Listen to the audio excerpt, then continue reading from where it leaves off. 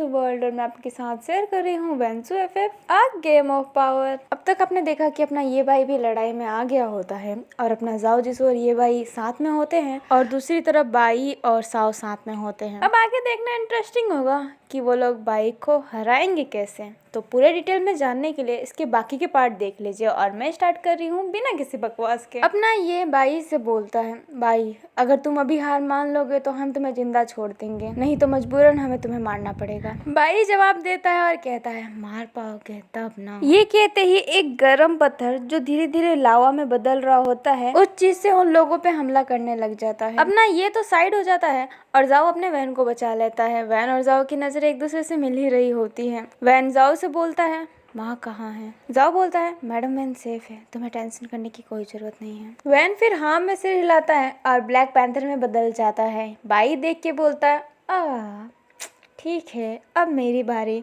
और ये कहते हैं बाई एक टाइगर में बदल जाता है जो एक्चुअली में है। अपना ये भी व्हाइट टाइगर में बदल जाता है। अब वो तीनों एक दूसरे को घूर घूर के देख रहे होते हैं। जहाँ पे टाइगर और अपना ब्लैक टाइगर साथ में थे वहीं पे अपना नॉर्मल टाइगर मतलब अपना बाई अकेला खड़ा था। अब व्हाइट टाइगर और ब्लैक टाइगर के बीच में अपना जाओ जिसू आके खड़ा हो जाता है और अपने नॉर्मल टाइगर के पास साओ आके खड़ी हो जाती है। तीनों टाइगर आपस में लड़ने लग जाते हैं और जाओ साओ से लड़ने लग जाता है। साओ जमीन को छूती है तो वहाँ से सांप निकल आते हैं जो सांप जाओ पे हमला कर रहे होते हैं और जाओ उन सांपों से लड़ रहा होता है। अब अपने प्रिंस को दिखाया जाता है वो भी लड़ाई में शामिल होने के लिए उधर आ रहा होता है। अपनी गुरजान भी लड़ाई के मैदान में चली गई होती है और अच्छा खासा लड़ रही होती है। बिच्छू की माँ वैन के माँ के पास जाती है और उसके जो चोट रहते हैं उसको सही कर देती है हल्का सा, मतलब खून निकलना बंद हो गया था बट निशान अभी भी था। अपना काओ वेनिंग भी लड़ रहा होता है और अपनी नन्ही पड़ी नहीं वो भी लड़ रही होती है। पर अभी भी डार्क भूत घाटी वाली की पावर ज्यादा स्ट्रॉन्ग थी नॉर्मल भूत घाटी वाले से। अब वो लोग लड़ते लड़ते वापस उसी तरीके से खड़े हो जाते हैं, मतलब अपने दो टाइगर के बीच में अपना जाओ जिसू और अपने नॉर्मल टाइगर के बीच में अपनी साओ। वैन केजिंग और ये भाई वापस नॉर्मल रूप में आ जाते हैं बट इस बार वो थकते नहीं है क्योंकि उनकी पावर उनके पास वापस आ चुकी है। भाई भी असली रूप में आ जाता है और कहता है हद है और तमाशा मुझे नहीं करना। और ये कहते ही मतलब ऐसा ना कि लावा उन पे फेंक रहा होता है। जाओ जिसू वैन से बोलता है फटाफट ये लावा वापस बाई पे फेंक दो। वैन बोलता है ये कैसे हो सकता है। जाओ बोलता है हवा की वजह, तुम हवा भी कंट्रोल कर सकते हो ये याद रखना। वैन केजिंग फिर कोशिश करता है और वो कर भी पाता है और हवा की वजह से जो बाई ने लावा फेंका होता है ना वो लावा वापस बाई के पास जा रहा होता है। बाई को तो आग से कुछ नहीं होता है बट उसके पास खड़ी हुई साओ को आग से बहुत कुछ हो सकता है, इसलिए बाई साओ को हक कर लेता है जिस वजह से लावा उसको टच ना करे। पर फिर भी साओ के एक हाथ में लावा टच हो जाता है और जहाँ पे लावा टच हुआ होता है मतलब उसका एक हाथ पूरा गल गया होता है। अभी साओ को बहुत दर्द हो रहा होता है बट वो फिर भी बाई को देख के मुस्कुरा रही होती है और ये देख के बाई को बहुत गुस्सा आने लगता है। बाई की आंखें गुस्से में एकदम येलो हो गई होती है। फिर बाई उन लोगों पे हमला करने लग जाता है। बाई को इस बार बहुत गुस्सा आ गया होता है जिस वजह से उसकी लड़ाई की शक्ति और बढ़ गई होती है। वो तीनों मिलके बाई को हरा ही नहीं पा रहे होते हैं हैंड टू हैंड फाइटिंग से भी। बाई और अपने वैन केजिंग को नीचे गिरा देता है और जाओ जिसू का गला पकड़ लेता है। ये बाई ने जाओ जिसू को गला पकड़ के ही एकदम हवा में उठा लिया था। जाओ जिसू के भी सांस भर रही होती है और वो बाई के हाथ से अपने आप को छुड़ाने की कोशिश कर रहा होता है पर वो छुड़ा नहीं पा रहा होता है। बाई की आंखें अभी भी येलो थी और वो बहुत गुस्से में था। अब अचानक से बाई के हाथों से खून निकलने लग जाता है और बाई जाओ को छोड़ देता है। अपना वैन केज तो देखने ही लग जाता है कि अचानक से खून कैसे निकलने लगा। तभी जाओ के पास वही ओल्ड मैन आता है जिसने बोला था कि एक दिन हमारे महाराजा जाओ आएंगे और हमें आजाद करेंगे। वो लोग जो अच्छे थे वो सारे आके जाओ जिसू के पास खड़े हो जाते हैं। अपना बाई हंस रहा होता है और अपने हाथ को पकड़ा हुआ होता है। बाई उस बूढ़े अंकल से बोलता है अरे बुढ़ाऊ तेरी जिंदगी तुझे प्यारी नहीं है क्या, तेरे बेटे ने मेरे पे शक्ति क्यों यूज की। वो जो बूढ़ा होता है वो नॉर्मल बूढ़ा होता है, उसके पास कोई शक्ति नहीं होती है बट उसके बेटे के पास जरूर शक्ति थी जो उसके पास में ही खड़ा था। उसके बेटे के पास चील की शक्ति थी, मतलब वो उड़ सकता था और अपने पंजे किसी पे भी गड़ा सकता था बिन उसे छुए, मतलब अपने आंखों से ही। अपना जाओ जिसू खड़ा हो जाता है और जो भूत घाटी से अभी अपने न्यू 20 मेंबर आए थे जो अच्छे साइड में थे वो अपने घुटनों में आ जाते हैं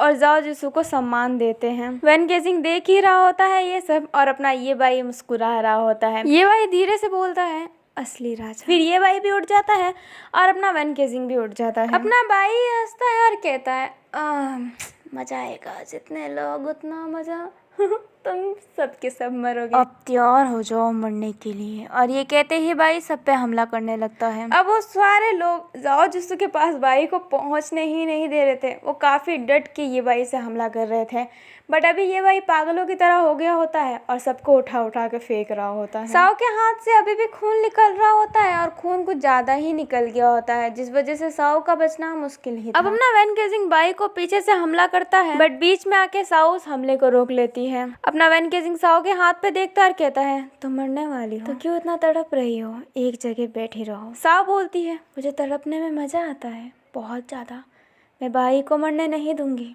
मैं अंतिम वक्त तक अपने बाई के लिए लड़ती रहूंगी। और ये कहते ही साओ अपने वैन केजिंग से लड़ने लग जाती है। वैन केजिंग और साओ लड़ रहे होते हैं। वैन केजिंग बोलता है, तुम ऐसे इंसान के लिए क्यों लड़ रही हो जो इतना बुरा है। साओ कहती है, तुम्हारे लिए वो बुरा होगा पर मेरे लिए वो मेरा सब कुछ है। एक वही है जिसने मुझे समझा, एक वही है जिसने मुझे अपना माना, और उसके लिए मैं पूरी दुनिया तबाह कर सकती हूँ जैसे तुम अपने प्यार के लिए कर सकते हो। और ये कहते ही साओ वैन से लड़ रही होती है। अपना वैन केजिंग स्माइल करता और कहता है, बात तो है तुम्हारे प्यार में, तभी तो इतना क्रूर इंसान तुम्हें बचाने के लिए बीच में आ गया। माना उसे आग से कुछ होता नहीं है पर फिर भी काफी गुस्से में है तुम्हारे चोट लगने से। अपनी साओ कुछ नहीं कह रही होती और वैन केजिंग से लड़ ही रही होती है। वैन केजिंग कहता है, कितना अजीब है ना, दूसरों की प्यार की कदर नहीं और खुद के प्यार की इतनी कदर। खुद के प्यार को चोट लगा तो दुनिया तबाह करने पीछे पड़ गया और किसी का प्यार उसे छीन लिया। वैन केजिंग फिर कहता है, तुमने प्यार तो सच्चा किया था और मैं चाहता हूँ कि तुम्हारा प्यार मिले, पर अफसोस मिल नहीं पाएगा क्योंकि उसने मेरे प्यार से मुझे जुदा किया है, तो मैं उसके प्यार से उसे कैसे मिलने दूंगा। और ये कहते ही वैन केजिंग साओ से सीरियसली लड़ने लग जाता है। साओ की हालत और भी खराब हो गई होती है। ये बाई और बाई लड़ रहे होते हैं, तभी बाई की नज़र साओ पे पड़ती है जो वैन केजिंग से लड़ रही होती है। हालत बहुत ख़राब है, इसलिए वो ये को धक्का देके वहाँ से अपने साओ को बचाने चला जाता है। बाई ने जैसे ही ये को धक्का दिया था, ये नीचे ही गिरने वाला था, तभी उसके बीच में एक इंसान आ जाता है जिसके ऊपर वो गिर जाता है। बाई की होठ उसके होठ से मिल गई होती है और वो इंसान और कोई नहीं अपना बिच्छू राजा था। बिच्छू राजा की इस बार भी आंखें खुली की खुली ही रह गई थी और अपनी बाई की भी। और अपने व्हाइट कबूतर ने फिर से अपनी आंखें बंद कर ली थी और ऊपर जितने भी आसमान में कबूतर थे ये को ही देखने लग जाते हैं। ये चीज अपना जाओ भी देख लेता है और लड़ाई के बीच में भी वो स्माइल करने लग जाता है। अपनी वैन की भी नज़र वहाँ पे पड़ती है तो वैन कहता है, यहाँ पे इतनी सीरियस मोमेंट है और वो अपना लव सीन चला रहे हैं। तभी वैन के पीछे से एक गर्माहट फील होती है। वैन फटाफट वहाँ से हट जाता है। वैन खुद भी हट जाता है और साओ को भी अपने साथ हटा लेता है, जिस वजह से साओ को भी कुछ नहीं होता। अपने बाई ने वापस वैन पे लावे का हमला किया होता है। बाई वैन से कहता है, तुमने साओ की जान क्यों बचाई, तुम तो उसे मारना चाहते थे ना, तो तुम उसको भी लेके क्यों भागे। वैन केजिंग एक स्माइल देते हुए कहता है, मैं तो मारना सिर्फ तुम्हें ही चाहता हूँ बाई। और ये कहते ही अपने पेड़ों का हमला अपने ये बाई पे करने मतलब अपने बाई पे करने लग जाता है। अब अपना वैन केजिंग पेड़ निकाल रहा होता है और अपना ये बाई उसको एकदम पिघला दे रहा होता है। अभी साओ बेहोश होकर नीचे गिर जाती है और साओ की बेहोश होते ही गाओचोन अपने होश में आ जाता है। गाओचोन और सेंसन अभी भी लड़ रहे होते हैं। गाओचोन जैसे ही होश में आता है वो कहता है, हाँ मैं यहाँ क्या कर रहा हूँ और ये चल गया और सेंसन मैं तुमसे क्यों लड़ रहा हूँ। सेंसन को खुशी मिलती है कि उसका भाई वापस होश में आ गया, इस वजह से सेंसन गाओचोन को गले लगा लेता है। अभी अपने बाई का पल्ला भारी होता है वैन से। वैन थोड़ा सा वीक पड़ रहा होता है। बाई के पीछे जाओ अचानक से अपनी तलवार लेके आ जाता है। बाई हाथों हाथ वहाँ से हटता तो है बट जाओ की हल्की सी तलवार उसे टच हो गई होती है, जिस वजह से उसकी गर्दन से खून निकल रही होती है। अपना बाई जाओ से कहता है, अरे यार हमेशा बीच में क्यों आ जाते हो, मुझे और वैन को लड़ने क्यों नहीं देते, तो मैं तुम्हें अकेला ही मारूंगा। अगली बार नहीं मार पाया था पर इस बार जरूर मारूंगा। वैन केजिंग जाओ जिसू के सामने आके खड़ा हो जाता है और बाई से कहता है, हिम्मत है तो इस बार छू के भी बताओ, जान ले लूंगा मैं तुम्हारी। बाई फिर से एक घोस्ट वाली स्माइल देता है और कहता है, क्यों नहीं। और ये कहते ही जाओ जिसू के पाँव के नीचे लावा बनाने लग जाता है। वैन केजिंग अपने पेड़ की शक्ति से वहाँ से पेड़ निकाल देता है और बहुत ऊंचा कर देता है और जाओ जिसू उसी पेड़ पे चढ़ते चलते अपने बाई के पीछे आ जाता है और उसके गर्दन पे हमला करता है। वैन केजिंग और अपना जाओ जिसू बाई से लड़ रहे होते हैं साथ में ही। अपना वैन केजिंग अपने पावर से लकड़ियां निकाल रहा होता है और बहुत ऊंचा ऊंचा कर दे रहा होता है, और अपना वैन केजिंग उन्हीं लकड़ियों पे चल चल के हमला कर रहा होता है, जिस वजह से बाई का लावा उस पर उतना असर नहीं कर रहा होता है। अभी जाओ जिस पे चल रहा होता है बाई उस पे आग लगा देता है, बट एंड मोमेंट पे आके अपना ये बाई उस आग को बुझा देता है अपने पानी की शक्ति से। अब लड़ते लड़ते जाओ और बाई की आंखें मिलती हैं। जाओ कहता है बाई से, क्यों किया तुमने ये सब, क्यों मारा माँ को, क्यों? बाई बोलता है पावर के लिए। अपना जाओ हंसता और कुछ नहीं कहता है। जाओ फिर कहता है पावर इतना इम्पोर्टेंट है क्या? बाई एक बाहरी आवाज में कहता है, जाओ जीसू ये जो जिंदगी है ना, सिर्फ जिंदगी में एक ही चीज इम्पोर्टेंट करती है, पावर। जिसके पास पावर होगी वो इस दुनिया का राजा होगा। ये सिर्फ एक गेम है, अ गेम ऑफ पावर। जाओ कहता है अच्छा गेम ऑफ पावर, पर इस पावर को पाके तुम्हें हुआ क्या? तुम्हें क्या हासिल हुआ?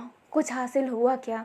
भूत घाटी के सारे लोग आज मेरे साथ हैं। तुम्हारे साथ कौन है? कोई भी नहीं है। अपना भाई ना भी कुछ कह ही नहीं पा रहा होता है। फिर भाई कहता है हाँ है मेरे साथ एक जना, मेरे साथ अभी भी है। अपना जाओ बोलता है अच्छा उसकी तरफ देखो, क्या वो अभी जिंदा भी है? बाई साव की तरफ देखता है तो साव तो अपनी जमीन पे ही लेटी हुई थी। बाई ना भी लड़ता नहीं, एकदम शांत हो जाता है और साव की तरफ ही देखने लग जाता है। तभी ये आगे बोलता है, तुम पूछते थे ना छोटे भाई कि ब्लैक पैंथर ही क्यों राजा बन सकता है भूत घाटी का, और कोई क्यों नहीं? तो ब्लैक पैंथर इसलिए राजा बन सकता है क्योंकि वो नेचर से कनेक्टेड होता है। वो पेड़ जनरेट कर सकता है, वो कोई भी फूल उगा सकता है। और तुम्हें पता ही है पेड़ से हमें खाना मिलता था, हम इंसान नहीं खाते थे, हम वही फल फ्रूट खा के अपना पेट भरते थे।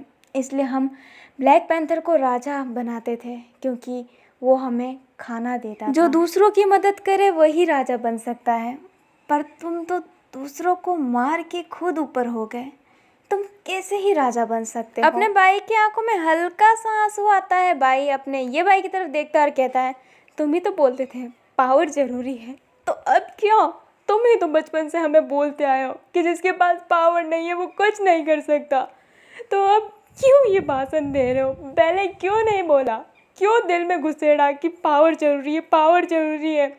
लो अब मैं सबसे ज़्यादा स्ट्रांग हूँ, कोई मेरे सामने टिक नहीं सकता। आधे घंटे से लड़ रहे हो ना, कोई टिका है मेरे सामने? ये बात सुन के ये तो शांत हो जाता है, बट वैन केजिंग बोलता है हाँ माना हम जीत नहीं पा रहे तुमसे, बट हम हार भी तो नहीं रहे हैं ना, हम लड़ रहे हैं ना, हम अभी भी लड़ रहे हैं, हम अभी भी तुम्हारे सामने खड़े हैं और अभी भी हम लड़ने के लिए तैयार हैं और मरते दम तक तैयार रहेंगे क्योंकि हमारे पास पावर है। हमारे पास पावर है प्यार का, सारी दुआएं हमारे सर पे है, हम नहीं हार सकते। सब हमसे प्यार करते हैं, सबकी दुआएं हमारे सर पे है, हम इतने जल्दी नहीं हार मानेंगे। मरते मर जाएंगे पर तुम्हारे सामने झुकेंगे नहीं।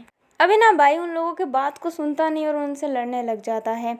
ये बोलता है माँ तुमसे बहुत प्यार करती थी भाई, बहुत ज़्यादा, हम दोनों बेटों से ज़्यादा तुमसे प्यार करती थी, वो तुम्हारे बारे में बहुत सोचती थी, हमेशा कुछ ना कुछ ढूंढती रहती थी जिस वजह से तुम्हारी शक्ति बढ़ सके। भाई की आंखों में आंसू आ रहा होता है माँ का नाम सुन के। भाई कहता है अच्छा तो वो तुम्हें तंत्र विद्या क्यों सिखाती थी, क्यों तुम्हें जादू टोना सिखाती थी? तुम तो इतने शक्तिशाली थे ना, मेरे पास कुछ नहीं था, तुम्हारे मुझे क्यों नहीं सिखाया वो सब जो तुम्हें सिखाया? मुझे सबने क्यों कर दिया और अब क्यों इतना अच्छा बन रहे हो?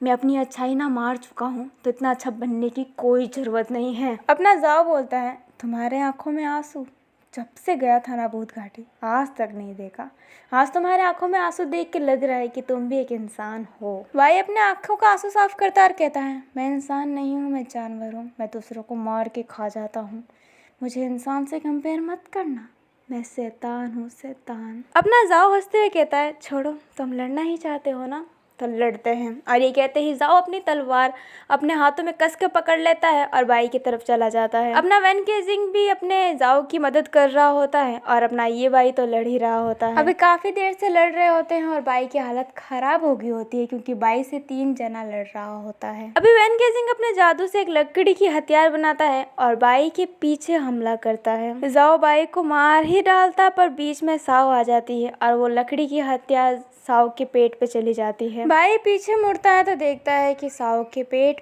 से खून निकल रहा है बहुत ज़्यादा। बाई फटाफट साव को अपनी गोद में बैठा लेता है और साव की तरफ देखने लग जाता है। बाई की आंखों से इस बार आंसू रुकती नहीं है और साव के चेहरे पे जाके गिर जाती है। साव बाई का आंसू साफ करती है और कहती है, रोइए मत, आप रोते हुए बिल्कुल अच्छे नहीं लगते। अभी बाई को कुछ समझ में नहीं आ रहा होता है कि वो करे क्या। वो गला फाड़ के रो रहा होता है और सब बाई को देखने ही लग जाते हैं, क्योंकि बाई आज तक नहीं रोया था बचपन से लेके। बाई बच्चों की तरह रो रहा होता है और कह रहा होता है, साव तुम मुझे छोड़ के नहीं जा सकती, तुम ही तो एक मेरी लौती सहारा हो ना, तुम क्यों जा रही हो छोड़ के? सब तो चले ही गए थे ना, सबने तो मुझे ठुकरा ही दिया था, अब तुम जाओ ना साव, प्लीज़ उठ जाओ, मैं तुम्हारे बिना जी नहीं पाऊँगा, मैं मर जाऊँगा, मैं तुमसे बहुत प्यार करता हूँ, कभी नहीं कहा, बस सच्ची मैं बहुत प्यार करता हूँ, तुम्हारे बिना नहीं रह सकता मैं मर जाऊँगा तुम्हारे बिना, उठ जाओ साव, मैं तुम्हारा होके रहना चाहता हूँ, मैं चाहता हूँ कि तुम मेरे साथ रानी बन के रहो, उठ जाओ साव। अभी बाई को रोता हुआ देख के अपने ये बाई की आंखों से प्यार जाता है और अपने जाओ को भी अच्छा नहीं लग रहा होता है।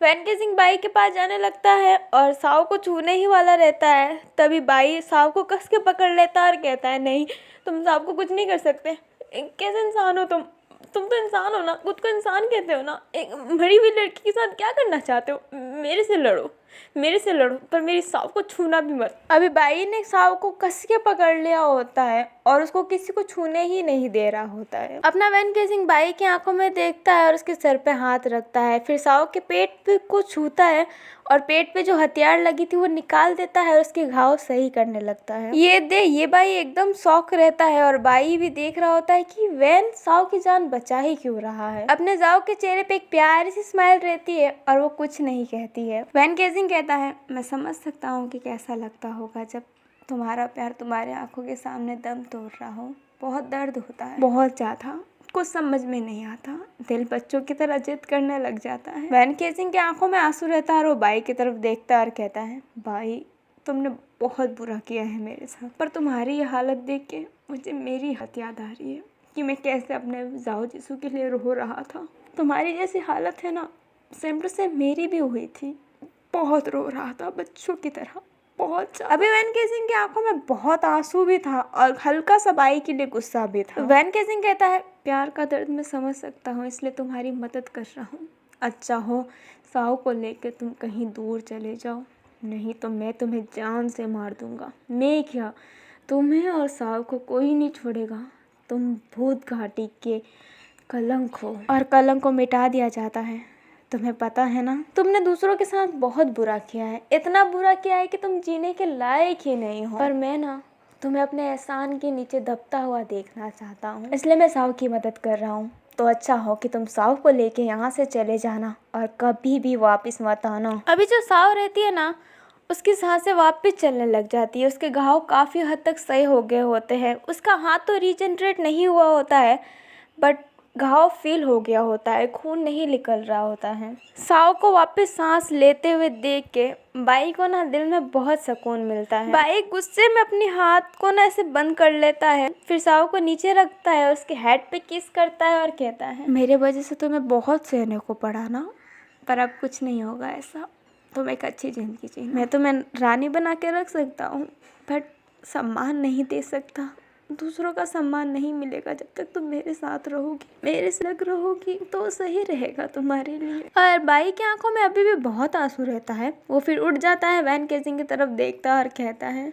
साव का ध्यान रखना प्लीज़, मैंने तुम लोगों के साथ बहुत गलत किया है, मैं जानता हूँ, पर मैं फिर भी माफ़ी नहीं मांगूंगा। और ये कहते ही बाई थोड़ा सा दूर जाता है और खुद के ही आग से खुद जाता है। ये देख के सभी शौक रहते हैं। ये अपने पानी की शक्ति से बाई की आग को बुझाने की कोशिश करता है बट बुझा नहीं पाता है क्योंकि बाई की शक्ति ज़्यादा स्ट्रॉन्ग। साव की आंखें धीरे धीरे खुलती है और वो अपने बाई को जलता हुआ देखती है। साव जाने की कोशिश करती है उसके पास और ऐसा ना घसीट के जा रही होती है, मतलब चल नहीं पा रही होती है, रेंग के जा रही होती है। साव बहुत करीब पहुंच गई होती है बाई की। बाई वो देख लेता है और कहता है, साव मेरे पास मत आओ, मेरे लिए तुम जियो, मेरे वजह से जो तुम्हारा नाम खराब हुआ है उस नाम को वापस सही करो साव, मेरे लिए, तुम्हें मेरी कसम है, तुम्हें जीना पड़ेगा, जियो मेरे लिए। साव फिर रुक जाती है बट उसके आंखों में आंसू बह रहे होते हैं साओ को अपने बचपन की बात याद आती है कि कैसे उसके माँ बाप को मार दिया गया था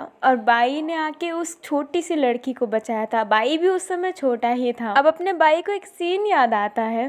बाई वो सीन को याद करके जलते जलते मुस्कुरा रहा होता है। वो सीन कुछ ऐसा था कि जब अपनी साओ और बाई बड़े हो गए होते हैं ना, साओ फिर भी बाई का पीछा करती रहती थी। बाई ने एक बार गुस्से में उससे बोला था, तुम मेरा पीछा क्यों करती रहती हो, मुझे छोड़ क्यों नहीं देती। साओ बाई का हाथ पकड़ लेती है और कहती है, मैं तो नहीं छोड़ूंगी, कुछ भी कर लो।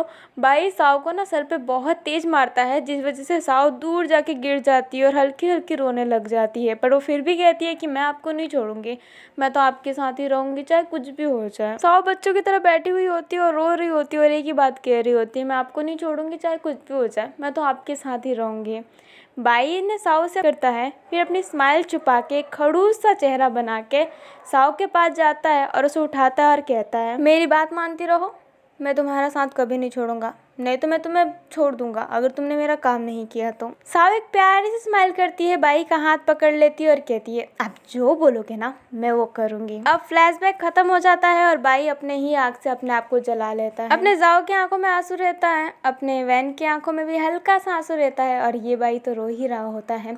वैन केजिंग बोलता है, मुझे पूरा यकीन है कि अगर बाई खुद को नहीं मारता तो हम जीत नहीं पाते। बाई काफी ज्यादा स्ट्रांग था। फिर वैन केजिंग साओ के पास जाता है, बाई ने तुम्हारे लिए अपनी जान दे दी ताकि तुम अच्छी से जिंदगी जी पाओ, क्योंकि जब तक तुम बाई के साथ रहती तब तुम्हारा नाम तो खराब ही। इसका मतलब समझती हो ना, बाई तुमसे कितना प्यार करता था कि उसने अपनी जान बिना सोचे समझे दे दी। तो तुम उसकी जान की इज्जत रखना और जैसा बाई ने बोला है अच्छा काम करने का वैसा ही करना। अपनी साओ ना कुछ नहीं कह रही होती है। गुरजान फिर वैन केजिंग के पीछे आती है और वैन केजिंग के शरीर पर हाथ रखती है। वैन गुरजान से बोलता है, मुझे पता है इस लड़के ने हमारे साथ गलत किया है, पर हमें इसे एक और मौका देना है, इसलिए गुरजान इसका ख्याल रखना। गुरजान हाँ में सर हिलाती है और साओ को अपने पास ले लेती है। अब वो तीनों मिलके इंसान को इंसानी लोक में रख लेते हैं और जो इंसान प्लस जानवर होते हैं उन्हें भूत घाटी में वापस भेज दिया जाता है और वो चले भी जाते हैं। अब वैन केजिंग एक जगह पे खड़ा हुआ था, अभी लड़ाई अभी ही शांत हुई थी, सब अपने अपने जगह पे गए होते हैं। पूरी भूत घाटी मतलब वैन केजिंग की प्रजा, वैन केजिंग का जगह पूरा जल गया होता है, वो भूत घाटी पूरी खराब हो गई होती है। जाओ जिसु वैन के पास जाता है, उसके गर्दन पे हाथ रखता है और कहता है, हम इसे वापस सही कर लेंगे। वैन केजिंग जाओ का हाथ अपने शोल्डर से हटाता है और जाओ को बहुत तेज थप्पड़ मारता है। जाओ तो वैन केजिंग की तरफ देखने ही लग जाता है। तुम मुझे छोड़ के चले गए थे ना, पता है मैंने कितना गुस्सा है, तुमने ऐसा क्यों किया था, मैंने कहा था मैं तुमसे नफरत करूंगा, पर देखो इस जन्म में तुमसे प्यार ही करता हूँ। वैन केजिंग रोते रोते कुछ तो कुछ कह ही जा रहा होता है। अपने जाओ की आंखों में भी आंसू आ जाता है। वो वैन के सामने घुटने पे बैठ जाता है और अपना कान पकड़ लेता है और सॉरी बोलता है। जाओ बोलता है, माफ़ करना पर अब तुम्हें कभी छोड़ के नहीं जाऊंगा, वादा करता हूँ, उस समय थोड़ी सी मजबूरी थी, माफ़ कर दो। अब अपना वैन भी नीचे बैठ जाता है और जाओ को कस है अचानक से ही, जिस वजह से वैन केजिंग और जाओ दोनों गिर गए होते हैं नीचे ही। बट अभी भी वैन ने जाओ को गले लगाया ही होता है और जाओ ने भी वैन को कस के पकड़ा हुआ होता है और ये देख के सारे मुस्कुरा रहे होते हैं। कहानी स्टार्ट होती है अपने बाई से। बाई एक जगह खड़ा हुआ था और वो अपना बड़ा वाला बाई नहीं, बाई का छोटा रूप होता है और बाई के ना आसपास पूरा वाइट वाइट हो गया होता है। बाई इधर उधर ही देख रहा होता है। तभी बाई के पीछे कोई हाथ रखता है और कहता है, बेटा चले। बाई जब पीछे मुड़ के देखता है तो देखता है कि बाई की माँ उसके सामने खड़ी है और उसका छोटा मतलब उसका बड़ा भाई भी उसके पास खड़ा है जो मुस्कुरा रहा होता है। बाई अपनी नजरें झुका लेता है और अपनी माँ से पीछे जाने लगता है, बट बाई की माँ बाई के पास आती है और उसे गले लगा लेती है। बाई कहता है, मैंने बहुत बुरा किया है, मैं इस प्यार के काबिल नहीं हूँ। बाई की माँ बड़े प्यार से कहती है, गलत तो मैंने भी किया है ना बेटा, अब ऐसा वैसा कुछ मत सोचो, चलो हमारे साथ चलो। अब बाई अपने भाई को देखता है तो उसका भाई भी स्माइल करता है और बाई को गले लगा लेता है। अब बाई ने अपनी माँ का हाथ पकड़ा था और बाई का हाथ उसके बड़े भाई ने पकड़ा था और वो तीनों लोग अचानक से गायब हो जाते हैं, उनको मुक्ति मिल गई होती है। अब कहानी लड़ाई के 6 साल बाद शिफ्ट होती है, जहाँ पे अपना वैन केजिंग अपने जादुई शक्ति से पेड़ उगा रहा होता है और अपना जाओ जिसको उसे ऑर्डर दे रहा होता है कि इधर नहीं यहाँ पे उगाओ, नहीं नहीं यहाँ पे ये वाला फूल नहीं, वहाँ पे वो वाला फूल उगाओ। और अपने बेचारे वैन केजिंग को जाओ की बात माननी पड़ रही होती है और वो जैसा जैसा बोल रहा होता है ना वैसा वैसा उसे करना पड़ रहा होता है। अपना ये भाई भी उनसे थोड़े दूर खड़ा था और वो मुस्कुरा रहा होता है। वैन की माँ काओ वेनिंग गुजान तीनों वहाँ पे खड़े थे और तीनों के चेहरे पे एक प्यारी सी स्माइल थी। अब भूत घाटी पहले की तरह काफी अच्छा हो गया होता है। अब जो अपनी डार्क भूत घाटी रहती है ना, उसमें फर्स्ट टाइम एक ब्लैक पैंथर राजा नहीं बनता है बल्कि अपनी साओ वहाँ की रानी बनती है, मतलब वहाँ की क्वीन अपनी साओ। अभी हमें एक भूत घाटी के पर्सन को दिखाया जाता है जो भूत घाटी से बाहर जाने की कोशिश कर रहा होता है। तभी अचानक से उसके बीच में साओ आ जाती है और साओ के हाथ में एक सांप रहता है जो धीरे धीरे करके उसके पूरे शरीर में घूम रहा होता है। साओ की एक हाथ अभी तक नहीं आई होती है। साओ उस पर्सन से बोलती है, कितनी बार बोला है भूत घाटी से बाहर नहीं निकलना है किसी को भी। तुम जानते हो कि तुम भूत घाटी से बाहर नहीं निकल सकते हो तो कोशिश क्यों कर रहे हो? मेरे सांप हर जगह हैं और जो मुझे सब कुछ बताते हैं, तो भूत घाटी से बाहर जाने का सोचना भी मत। वो पर्सन फिर वहाँ से चला जाता है। तभी साइड से एक आवाज आती है जो कहती है, मैडम साओ आप कहाँ पे हो? साओ साइड में मुड़ के, लो तुम यहाँ पे क्या कर रही हो? तुम्हारे पाँव का चोट अभी भी सही नहीं है ना? और ये कहते ही साओ उस लड़की के पास चली जाती है। वो लड़की वही रहती है जिसका बाई ने एक पाँव निकाल दिया होता है और उसके गले का मांस खा गया होता है। वो लड़की काफी ठीक हो गई होती है और वो अपने पाँव से चलना स्टार्ट भी कर दी होती है, मतलब बाई ने उस लड़की को छोड़ दिया था। साओ लुओ के पास जाती है और कहती है, तुम्हारे जो लकड़ी का पाँव है ना, ये ढंग से काम नहीं कर सकता अभी, तो इतना चला मत करो। अभी जो वो लड़की रहती है ना, उसका एक पाँव तो जनरेट नहीं हुआ क्योंकि अपने बाई ने उसका पाँव निकाल दिया होता है, बट साओ ने उसके लिए एक लकड़ी का पाँव बना दिया होता है जिस वजह से वो थोड़ा बहुत चल पाती है। लुओ फिर कहती है, मैं आपकी सेविका हूँ, आपका काम करना मेरा फर्ज है, आपके साथ रहना मेरा फर्ज है, पर आप तो मुझे अकेला छोड़ के चली जाते हैं। अपनी साओ कहती है, तुम्हारा काम करना फर्ज है पर सिर्फ महल के अंदर, तुम्हें बाहर आने से मैंने मना किया है ना। तुम्हारा ये फर्ज नहीं बनता कि तुम मेरी बात सुनो, मैं तुम्हारी रानी हूँ ना। लुओ हाँ में सर हिलाती है। साओ कहती है तो फिर साओ ना उसे अपने पीठ पे बैठा लेती है और ले जाने लगती है। लुओ कहती है नहीं नहीं आप उतारिए, आपकी एक हाथ नहीं है। साओ कहती है तो क्या, तुम्हारा भी एक पाँव नहीं है, फिर भी तुम चलती हो ना, चुपचाप मुझे ले जाओ। लुओ कुछ नहीं कहती है, फिर मुस्कुराने लग जाती है। अभी जो अपनी साओ रहती है ना, वो भूत घाटी की काफी अच्छी क्वीन बनी हुई होती है। सब उसको बहुत ही मानते हैं, सब उसकी बहुत इज्जत करते हैं। अब काफी सारे लोग अभी भी उससे नफरत करते हैं क्योंकि वो बाई की गर्लफ्रेंड थी, मतलब उसकी एक तरीके से पार्टनर थी, बट काफी लोग उसे पसंद भी करते हैं। अब हमें अपने बिच्छू को दिखाया जाता है जो अपने बाप की कब्र के सामने हाथ जोड़ के बैठा हुआ था और उसके पास में उसकी माँ भी। बिच्छू अपने मन में कहता है, मुझे माफ कीजिएगा, मैंने आपको बचपन से ही गलत समझा, पर मैं आपका सपना पूरा जरूर करूंगा पापा। आप चाहते थे ना कि मैं एक अच्छा योद्धा बनूं, मैं एक अच्छा योद्धा बनूंगा। अभी जो बिच्छू की माँ रहती है ना, वो बिच्छू को एक हाथ से हक कर लेती है। बिच्छू अपनी माँ की तरफ देखता है तो बिच्छू को एहसास होता है कि उसको किसी और ने भी हक किया है। बिच्छू जब साइड में देखता है तो उसको अपने पापा दिखाई देते हैं जो उसे हक किए हुए थे और झाओजिंग के चेहरे पे एक प्यारी सी स्माइल थी। बिच्छू उनको देखता है, स्माइल करता है, बट बिच्छू की आंखों में आंसू भी रहते हैं। अब हमें गाओचोन को दिखाया जाता है जो बहुत सारे सामान रखा होता है अपने कमरे में। पूछता है, ये वैन की माँ के लिए ठीक रहेंगे ना, ये मैडम वैन के लिए ठीक रहेंगे ना, कुछ कमी तो नहीं है ना, उनको पसंद तो आएगा ना। अपना सैन मन में कहता है, भाई पागल हो गए हैं, इतने सारे सामान मैडम वैन के लिए, ये तो मैडम वैन के लिए पागल ही हो गए हैं। भाई ने भले ही कहा कि वो समा के तौर पे ये सब दे रहे हैं, तो समा के तौर पे सबको कुछ देना चाहिए ना, पर ये तो सिर्फ मैडम वैन के लिए ही सामान है। हाँ भाई भी ना। और अपना गाओचोन अभी भी कह रहा होता है, ठीक है या फिर मैं और कुछ मंगाऊं, तुम सैनसन अभी बोल दो मैं और कुछ मंगाऊं, कमी नहीं रह जानी चाहिए, मुझे माफी तो चाहिए ही। अभी जब अपना गाओचोन रहता है ना, वो माफी मांगना चाहता होता है भूत घाटी के लोगों से कि उनने उन पे हमला किया। वो हिप्नोटाइज था बट फिर भी उसने हमला तो किया ना, गाओचोन ये कह रहा था। बट गाओचोन तो सिर्फ मैडम वैन को ही सामान देना चाहता था, उसे बाकियों से कोई मतलब नहीं था। अब अपनी जो भूत घाटी की वो जो बॉर्डर रहती है ना, वो खुल गई होती है, अब कोई भी अंदर जा सकता है, कोई भी बाहर जाता है। अब कहीं पे भी कोई भी बॉर्डर नहीं है और सबके दिल से निकल भी गया है कि भूत घाटी खराब लोग हैं और वो दूसरों को मार के खाते हैं। देखा जाए तो सब कुछ अच्छा हो गया होता है, सब कुछ सेट हो गया होता है अपनी अपनी जगह। अब कहानी सिर्फ अपने वैन, जाओ और ये बाई पे होते हैं। अब उन तीनों ने मिलके बाई के लिए एक कब्र बनाया होता है जिसके सामने वो हाथ जोड़े खड़े हुए थे। ये बाई मन में कहता है, मुझे माफ करना भाई,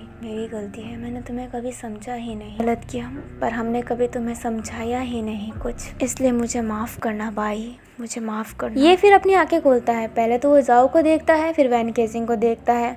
ये वैन केसिंग के पास अचानक से चला जाता है और उसका कॉलर पकड़ लेता है। वैन केसिंग अपना आंखें खोल लेता है और जाओ भी देखने लग जाता है और कहता है, ये कर क्या रहे हो? ये फिर वैन से कहता है, अगर मेरे भाई को धोखा दिया ना, या फिर उनका दिल तोड़ा, या फिर किसी भी रीजन से उनको हर्ट हुआ, तो मैं तुम्हें छोड़ूंगा नहीं। वैन केसिंग कहता है, मैं वादा करता हूँ मैं जाओ जिसू को नहीं छोड़ने वाला, मेरी वजह से जाओ जिसू बिल्कुल नहीं रोएगा। अभी ये बात सुन के ये मुस्कुराता है और तीनों को हग कर लेता है टाइटली। फिर अचानक से अपना ये बोलता है, वैसे तुमने मेरे दोस्त का दिल तोड़ा ना और तुमने मेरे दोस्त को हर्ट किया ना, तो मैं तुम्हें नहीं छोड़ूंगा।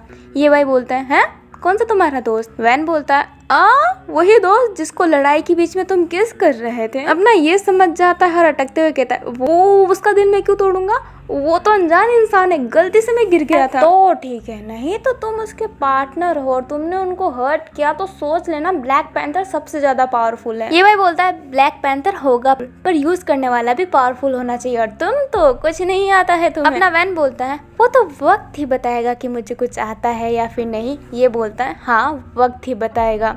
और अपने ना वैन और ये ना एक दूसरे को घूर घूर के देख रहे होते हैं। तभी जाओ बीच में आ जाता है और कहता है, लड़ना बंद करो। ये सुनते वैन और ये एक दूसरे से नजरें हटा लेते हैं। अभी कहानी 2 साल का लीव लेती है। भूत घाटी में बहुत सजावट हो रही होती है, भूत घाटी बहुत सुंदर लग रहा होता है। एक्चुअली में भूत घाटी में ना शादी रहती है और वो शादी अपनी गुर्जन और काव्यनी की रहती है। सब लोग बहुत ही तैयारी कर रहे होते हैं।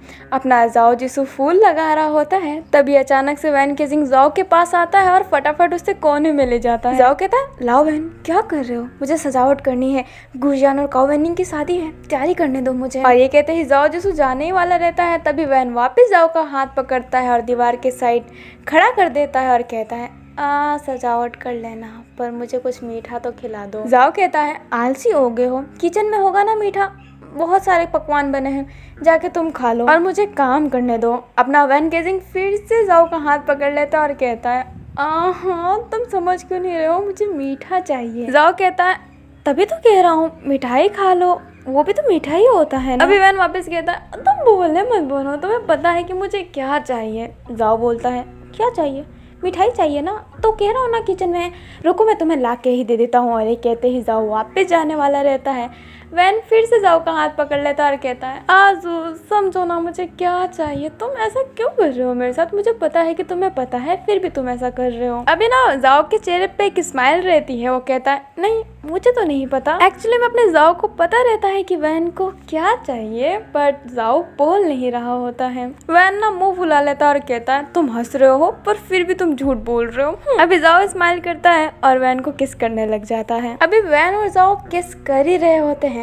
तभी वहाँ पे ना बाई आ जाता है, उन दोनों को देखता है और उल्टे कदम पीछे पीछे जाने लगता है। उसके चेहरे पे एक स्माइल रहता है और वो पीछे पीछे जा रहा होता है। तभी वो सीधा मुड़ता है अचानक से, तो उसके सामने कोई आके खड़ा हो जाता है, जिस वजह से ये का बैलेंस बिगड़ जाता है और ये उस इंसान पे गिर जाता है। और वो इंसान और कोई नहीं अपना बिच्छू था। और इस बार भी उन दोनों का किस हो गया होता है। और इस बार भी अपना वाइट कबूतर अपने पंख से अपना आंखें ढक लेता है। अपना ये फटाफट बिच्छू से उठ जाता है और ऐसा ना सीधा खड़ा हो जाता है और वो कुछ नहीं कह रहा होता है। ये फिर अपने कबूतर को देखता है जिसने अपनी आंखें ढक रखी होती है, तो ये बोलता है, तुम्हें हर बात बहुत शर्म आती है, तुम हर बार अपनी आंखें ढक लेते हो, चलो आंखें खोलो अपनी। अपना जो कबूतर रहता है ना, अपने पंख अपनी आंखों से हटा लेता है। अपना बिच्छू उठ जाता है और कुछ नहीं कह रहा होता है। ये बिच्छू से कहता है, तुम बार बार मेरे से क्यों टकरा जाते हो? बिच्छू कहता है, हाँ तुम मेरे से आके टकराए थे और पहले भी तुम मेरे से आके टकराए थे, ठीक है। अपना जो ये भाई रहता है ना, अब कुछ नहीं कह पाता है और बस इतना कह देता है,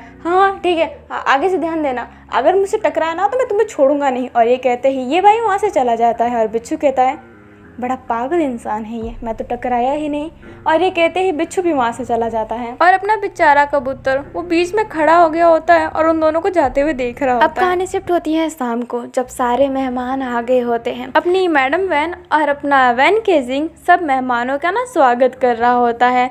तभी वहाँ पे गाओचोन आता है मैडम वैन के पास और कहता है आपसे मिलके बहुत अच्छा लगा, बहुत दिन हो गए आपसे मिले हुए, कभी आप आइए ना खाने के लिए 5 लेक अलाइन। अपनी मैडम वैन सिर्फ मुस्कुराती और कहती है क्यों नहीं, जरूर आएंगे, अभी आप अंदर जाइए ना, शादी का वक्त हो। अपना गाओचोन कहता है शादी का वक्त तो गुजर गया, आप जैसी मुझे लड़की मिली होती सही टाइम पे तो। ये बात सुनते ही मैडम वैन तो कुछ नहीं कहती है और अजीब सा फील कर रही होती है, बट वैन केजिंग गाओचोन को घूर घूर के देख रहा होता है और कह रहा होता है हाँ उम्र तो बीत गया है, अब क्या मतलब है, अब आप जाइए ना, दूसरों का उम्र हुआ है शादी का, उनका शादी एंजॉय कीजिए, यहाँ दाल नहीं गलने वाली है और मैं गलने ही नहीं दूंगा, तो आप जाएंगे तो सही रहेगा। गाओचोन और कुछ नहीं कहता है और वहाँ से चला जाता है। गाओचोन के जाते ही मैडम वैन हंसने लग जाती है और अपना वैन केजिंग भी हंसने लग जाता है। अब हमें शादी का सीन दिखाया जाता है। गुरजान बहुत सुंदर लग रही होती है और काओ वेनिंग भी बहुत सुंदर लग रहा होता है। अपनी मैडम वैन ये देख के मुस्कुरा रही होती है और गाओचोन उनको देख के मुस्कुरा रहा होता है और सैनसन ये देख के बोल रहा होता है भाई आप ऐसी हरकतें क्यों करते हैं, वैन केजिंग आपको मार डाल। अपना बिच्छू एक जगह पे खड़ा हुआ रहता है, बिच्छू की माँ उन्हीं के पास होती है और अपना ये भाई बिच्छू के पास रहता है और ये भाई की नजरें बिच्छू पे होती है। अभी अपने वैन और अपने जाओ पास में खड़े हुए होते हैं और एक दूसरे को ना कमर से पकड़े हुए होते हैं। अपना वैन बोलता है हाँ हमारी शादी की बात याद है, मैंने कहा था कि एकदम चमकदार ड्रेस पहनना, एकदम डार्क ड्रेस पहनना, तो तुम एकदम व्हाइट ड्रेस पहन के आ गए थे। अपना जाओ मुस्कुराता और कहता है तब मैं तुमसे नफरत करता था ना। वैन मुस्कुराता और कहता है अच्छा तो वापस शादी करें और तुम इस बार एकदम डार्क ड्रेस पहनना, ब्लू वाला, बहुत अच्छे लगोगे तुम। जाओ हंसता कहता है शादी एक बार ही होता है, जो हो चुका है अब तुम सीधे देखो। वैन मुस्कुराता और कहता है हाँ हाँ ठीक है। फिर वैन अपनी गुरजान की शादी देखने लगता है। अब शादी खत्म हो जाती है, सब मेहमान अपने अपने जगह चले गए होते हैं और अपना वैन केजिंग अपने कमरे में अकेला बैठा हुआ था। तभी वैन केजिंग के दिमाग में जो इंसान रहता है उसके सामने आता है और कहता है अपने बाप के हत्यारे, अपने प्रेमी के हत्यारे, तुम जिंदा कैसे हो इतना लोगों की जान लेने के बाद भी। इस बार वैन केजिंग घबरा कुछ फील नहीं होता, वो मुस्कुरा रहा होता और कह रहा होता है तुम बस मेरे एक दिमाग के बहम हो जो मेरे दिमाग के डर को ऊपर लाते हो। मुझे तुम्हें इग्नोर करना चाहिए क्योंकि मेरे आजू ने बोला था कि तुम्हें इग्नोर करूं। मुझे कोई फ़र्क नहीं पड़ता है, मेरा बाप मरा नहीं है, मेरा बाप मेरे में ही जिंदा है। और रही बात मेरे आजू की तो वो मेरे साथ है और जो हो गया वो हो गया। वैन मुस्कुराता और कहता है ठीक है तो अब तुम चले जाओ क्योंकि मुझे कोई फ़र्क नहीं पड़ता क्योंकि मेरे साथ मेरा आजू खड़ा है। अभी जो वैन के दिमाग में जो इंसान रहता है ना वो गायब होने लग जाता है। तभी वैन को आवाज़ आती है जो कहती है लव वैन। वैन जब सीधा देखता है तो देखता है कि उसका आजू उसके सामने खड़ा है जिसने डार्क ब्लू ड्रेस पहना हुआ है और वो बहुत अच्छा लग रहा है। अभी अपना जाओसू शर्मा रहा होता है और ये देख के वैन मुस्कुरा रहा होता है। वैन कहता है कितने प्यारे लग रहे हो तुम, मुझे तो कंट्रोल ही नहीं हो रहा, चले जाओ, नजरों के सामने से चले जाओ नहीं तो कुछ गलत हो जाएगा आज। अपना जाओसू वैन के पास जाता है और उसे किस करता है और कहता है होने दो गलत, मैं तो कुछ गलत होने के लिए ही ये ड्रेस पहना हूँ। अपना वैन मुस्कुराता है और जाओ को गले लगा लेता है। फिर वैन और जाओ एक दूसरे की आंखों में देखते हैं। फिर वैन जाओ लगता है और धीरे धीरे उसे बेड पे लेटाने लगता है। अपना वैन केजिंग जाओ के नेक पे किस करने लग जाता है और धीरे धीरे जाओ का ड्रेस खोलने लगता है। अब सीन शिफ्ट होता है यीनू पे जो इतने नाइट में भी तलवार चला रही होती है, मतलब वो भी तलवारबाजी सीख रही होती है और दूर बैठा ये भाई उसे देखा ही जा रहा होता है। ये भाई छत के छज्जे पे बैठा हुआ था और वो ड्रिंक पी रहा था। तभी ये भाई के पास अचानक से बिच्छू आ जाता है और कहता है नाइट में सोने का समय होता है और तुम शराब पी रहे हो। ये भाई कहता है तुम्हें पीना है तो तुम भी पी लो और ये भाई से शराब मांगता है। ये भाई बोलता है मतलब सच्ची में पियोगे तुम? बिच्छू बोलता है हाँ तो दो मुझे। फिर अपना ये भाई बिच्छू को भी शराब दे देता है। फिर बिच्छू भी शराब पीता है और चांद की तरफ देख रहा होता है। अपना बिच्छू तो चांद की तरफ देख रहा होता है बट अपना ये भाई बिच्छू की तरफ देख रहा होता है।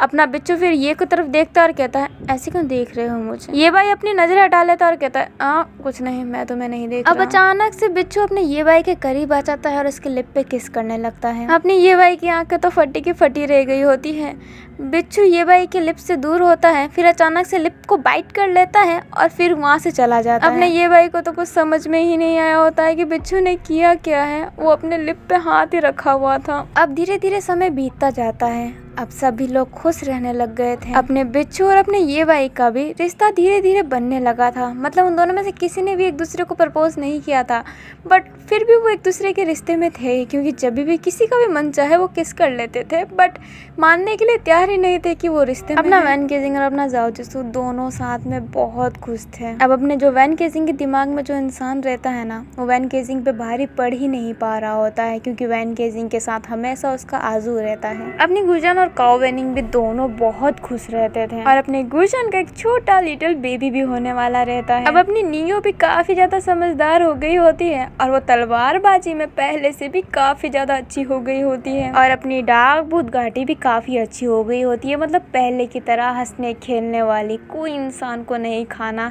सिर्फ फल फ्रूट, कोई सब्जी वब्जी खाना, सब ठीक हो गया होता है भूत घाटी में। और भूत घाटी के लोग साओ से बहुत खुश भी थे। अब जो अपनी लुओ रहती है ना, उसके दिल में ना कहीं साओ के लिए जगह बन रही होती है, वो प्यार वाली।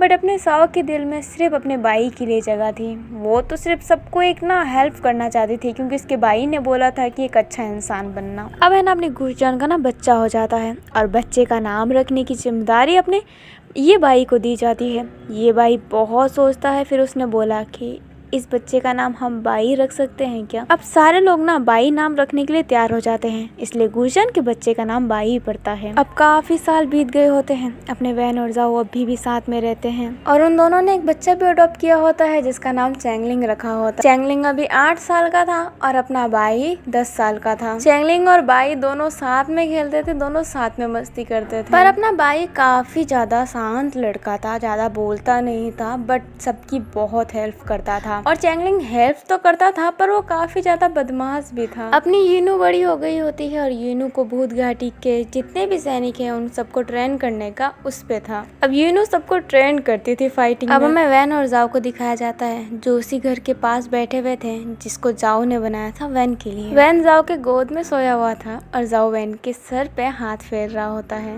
वैन बोलता है कितने साल बीत गए ना। जाओ बोलता है हाँ। वैन बोलता है मैं बहुत खुश हूँ कि मैं तुम्हारे साथ हूँ। जाओ बोलता है मैं भी बहुत खुश हूँ कि मैं तुम्हारे साथ हूँ। अब वैन जाओ के गोद से उठ जाता है और कहता है हम दोनों खुश हैं तो कुछ मीठा तो बनता ही है ना। जाओ बोलता है नहीं, मीठी की क्या जरूरत है, वैसे साथ है, खुश तो है, बट तुम बहुत पुराने भी हो गए हो। वैन बोलता है मैं पुराना हो गया हूँ, तुम भूल रहे हो मैं ब्लैक पैंथर हूँ, मैं कभी बूढ़ा नहीं हो सकता और कभी मर नहीं सकता, पर देखो तुम्हारे चेहरे पे तो झुर्रियाँ आ रही है। अब जाओ अपना चेहरा चेक करता और कहता है ओह लव वैन। वैन हंसता और कहता है पर फिर भी तुम बहुत प्यारे हो। यही वैन जाओ को किस करने लगता है। अब जाओ भी वैन को किस करता है, फिर वो दोनों अपने सर के ऊपर सर रखते हैं, मतलब एक दूसरे का सर टकराते हैं और स्माइल कर रहे होते हैं और अपनी कहानी यहीं पे खत्म होती है। आई होप आपको गेम ऑफ पावर अच्छा लगा हो। अब जो जाना चाहता है वो जा सकता है, जो मेरी भाषण सुनना चाहता है वो सुन सकता है। मैं इस कहानी के बारे में बस कुछ छोटा मोटी बात करने वाली हूँ, बस नाम के बारे में बात कर चाहती हूँ और कुछ मैंने FF का नाम गेम ऑफ पावर इसलिए सोचा क्योंकि सब इसमें पावर के लिए, और रियल लाइफ में भी ऐसा होता है कि पावर पाने के लिए लोग किसी हद तक भी गिर सकते हैं, इसलिए मैंने इसका नाम गेम ऑफ पावर सोचा था। अब आप कमेंट में ज़रूर बताइएगा कि ये कहानी के हिसाब से ये नाम मैच खाया है, और हाँ कमेंट में मुझे 10 में से रेटिंग दीजिएगा इस कहानी को लेके कि ये कहानी कितना अच्छा लगा आपको। और ऑनेस्ट रहिएगा यार, ऐसा ना हो कि ख़राब लगा बट मेरी खुशी के लिए अच्छा कह दो, नहीं, आप जैसा लगा ना वैसा ही कहिएगा ताकि मैं आगे जाके इम्प्रूव कर सकूँ। अगर आप बताओगे ही नहीं तो मैं इम्प्रूव कैसे कर पाऊँगी, इसलिए मेरी कमी ज़रूर बताया करो। नहीं तो वीडियो के डिस्क्रिप्शन बॉक्स में मैं इंस्टा का लिंक देती हूँ, एक ग्रुप बनाया है, उसमें ज़्यादा जने नहीं 4 जने ही हैं, तो आप उस ग्रुप में भी ज्वाइन हो सकते हैं और मुझे मेरी कमियां बता सकते हैं। मैं इंस्टा पे हर एक मैसेज का जवाब दूंगी, मैं किसी की भी मैसेज खाली नहीं जाने दूंगी, तो इंस्टा ग्रुप पे ज्वाइन हो जाइएगा। और अगर वीडियो अच्छा लगा हो ना तो लाइक कर दीजिएगा, चैनल पे नए हो तो सब्सक्राइब कर दीजिएगा। और मेरा नेक्स्ट FF होने वाला है my sugar daddy. Most challenging story है मेरे लिए, क्योंकि मैं उसे जॉनरा बनाती नहीं हूँ, मुझे थोड़ा सीरियस पसंद है और वो थोड़ा सा नॉटी और हॉट सा है, तो आई होप आपको वो भी पसंद आए। और मैंने बहुत बकवास कर लिया इसलिए बाय बाय।